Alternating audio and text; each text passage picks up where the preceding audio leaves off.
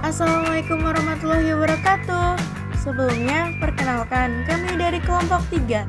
Kali ini kami akan menjelaskan materi tentang kalor nih guys. Tonton sampai habis ya, karena akan ada banyak hal yang kalian ketahui tentang kalor. Dan jangan lupa like, comment, and subscribe ya.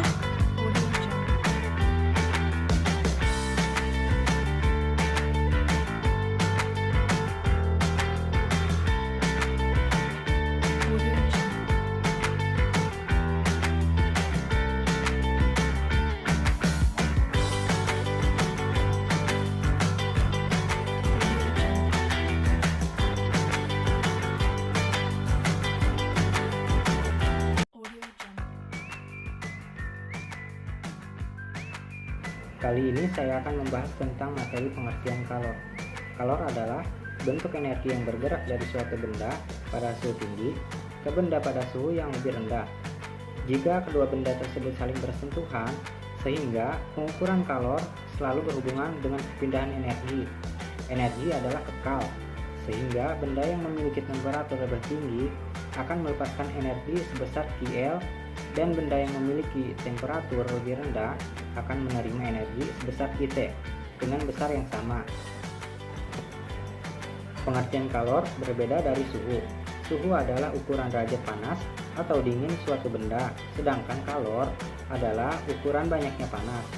Kalor adalah suatu energi yang mudah diterima dan mudah sekali dilepaskan, sehingga dapat mengubah temperatur zat tersebut menjadi naik atau turun. Ternyata kalor adalah bentuk energi, dan ternyata energi kalor juga dapat berubah menjadi bentuk energi lain, seperti cahaya, gerak, listrik, kimia, dan lainnya. Nah guys, seperti sudah kita ketahui nih bahwa kalor merupakan panas yang bisa berpindah dari benda yang memiliki kelebihan kalor menuju benda yang kekurangan kalor. Biasanya dinyatakan dalam suhu.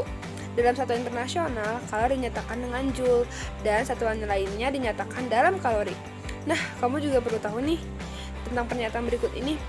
1 kalori didefinisikan sebagai banyaknya kalor yang diperlukan untuk memanaskan sebanyak 1 kg air dalam 1 derajat Celcius.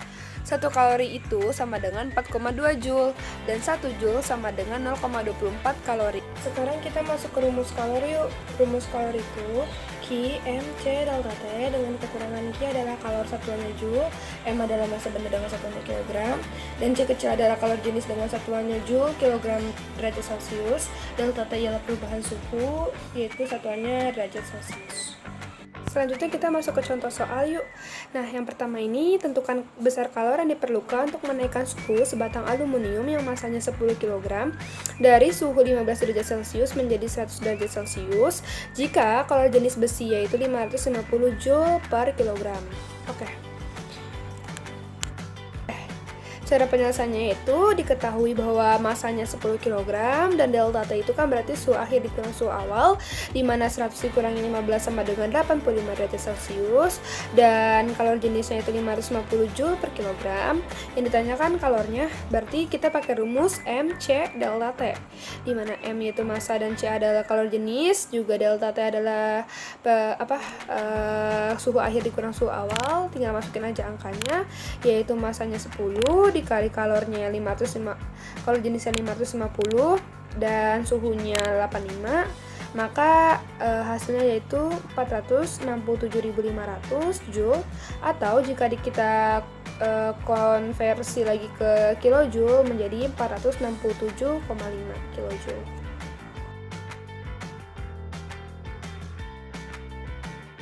Jenis adalah kalor yang diperlukan untuk menaikkan suhu terhadap jenis zat disebut dengan istilah kalor jenis yang diberi pada simbol C. Pengukuran kalor sering dilakukan untuk menentukan kalor jenis suatu zat. Jika kalor jenis suatu zat diketahui, kalor yang diserap atau dilepaskan dapat ditentukan dengan mengukur perubahan temperatur zat tersebut.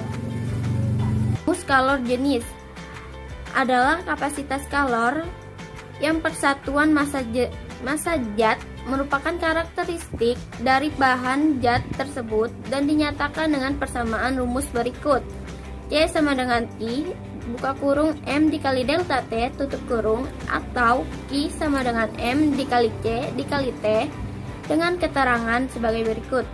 Q sama dengan jumlah kalor yang diberikan pada zat, C sama dengan kalor jenis zat, M sama dengan massa zat, delta T perubahan temperatur zat.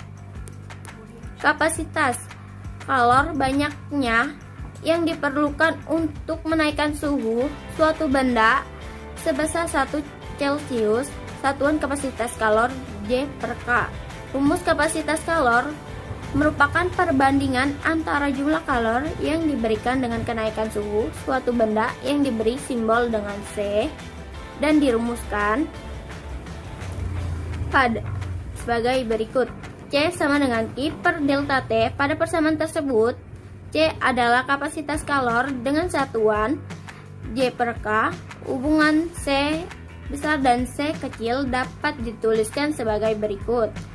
C sama dengan C dikali M dengan keterangan M sama dengan massa zat atau benda dengan satuan kilogram. C sama dengan kalor jenis dalam satuan J per kilogram.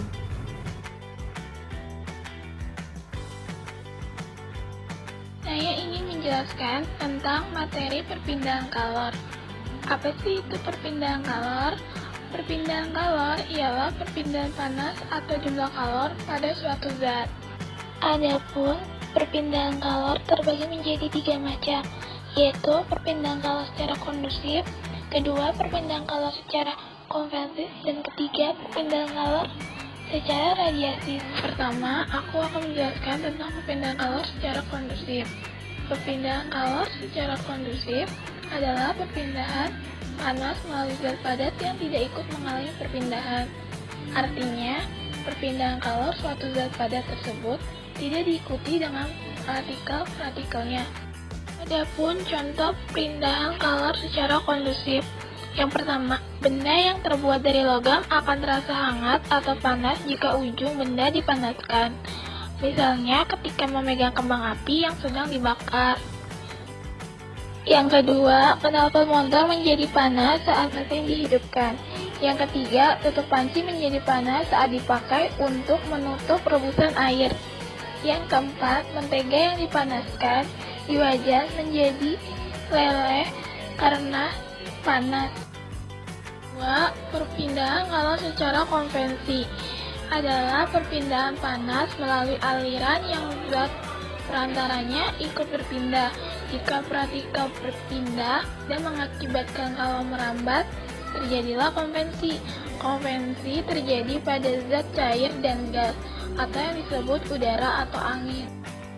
Adapun contoh dari perpindahan kalor secara konvensi yaitu yang pertama, gerakan naik turun dan angin ketika dipanaskan. Gerakan naik turun, kacang hijau, kedelai, dan lainnya ketika dipanaskan. Yang ketiga, terjadi angin laut dan angin darat. Yang keempat, gerakan balon udara. Yang kelima, asap cerobong pabrik yang membubung tinggi. Yang ketiga, yaitu perpindahan kalor secara radiasi adalah perpindahan kalor tanpa zat perantara. Radiasi adalah perpindahan panas tanpa zat perantara. Radiasi juga biasanya disertai cahaya. Adapun contoh dari perpindahan secara radiasi, yaitu yang pertama, panas matahari sampai ke bumi, walau melalui ruang hampa. Yang kedua, tubuh terasa hangat ketika berada di dekat api. Ketiga, menetaskan telur unggas dengan lampu. 4. Pakaian menjadi kering ketika dijemur di bawah terik matahari. Sudah dibahas tentang perpindahan kalor secara konduksi, konveksi, dan radiasi. Kali ini saya akan membahas materi tentang cara pencegahan atau mengurangi perpindahan kalor. Cara pencegahan atau mengurangi perpindahan kalor adalah dengan cara mengisolasi ruang tersebut. Cara pencegahan perpindahan kalor secara konduksi adalah dengan cara memakai konduktor yang memiliki simpanan kalor terbesar. Untuk pencegahan perpindahan kalor secara konveksi, adalah dengan cara membuat ruang hampa di sekitar fluida. Sedangkan untuk pencegahan perpindahan kalor secara radiasi adalah dengan cara membuat pemantul panas di sekitar sumber panas.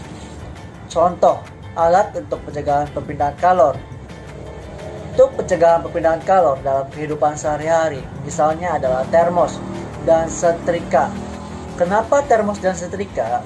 Karena termos cara kerjanya adalah untuk pencegah agar zat cair yang ada di dalam tetap panas dalam waktu yang lama. Maka botol tersebut dibuat dari gelas tipis rangkap 2 yang ruangnya diantaranya dibuat hampa udara agar hilangnya kalor secara konduksi sangat kecil. Sumbat gabus dimaksudkan untuk mengurangi hilangnya kalor secara konveksi melalui udara keluar. Dinding luar termos dilapisi perak mengkilap untuk mengurangi hilangnya kalor secara radiasi. Yang kedua, setrika.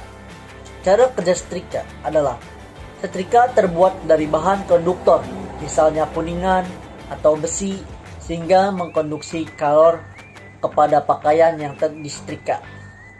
Pegangan setrika terbuat dari kayu agar tidak panas, karena kayu termasuk isolator yang penghantar kalor yang kurang baik. Oke, demikianlah pembahasan lengkap tentang cara pencegahan perpindahan kalor dan contoh alat untuk pencegahan perpindahan kalor.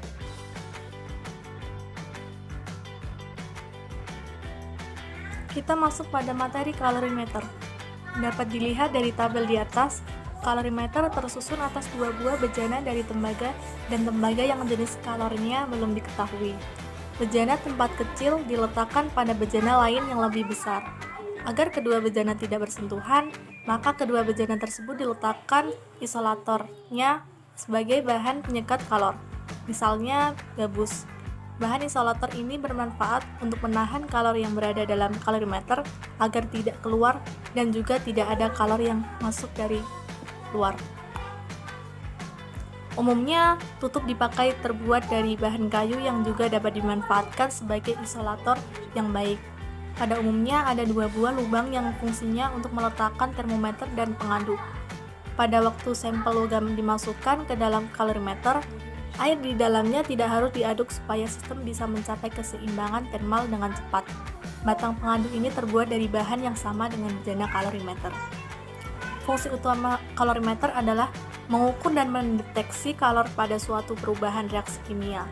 Prinsip kerja kalorimeter adalah mengalirkan arus listrik pada kumparan kawat penghantar yang dimasukkan ke dalam air suling. Dari tabel di atas, kita bisa melihat fungsi termometer digunakan untuk mengukur suhu yang diletakkan pada tutup kalorimeter. Suhu yang tercantum pada termometer itulah yang digunakan untuk menjadi acuan.